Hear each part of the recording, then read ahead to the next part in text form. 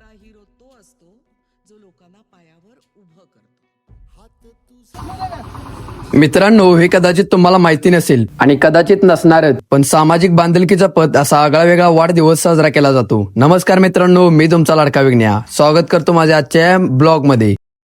मित्रांनो, आज मला एक वेगळाच आणि प्रेरणादायी उपक्रम पाहायला मिळाला. नेमकं काय आहे हा उपक्रम, चला तर मग पाहूया.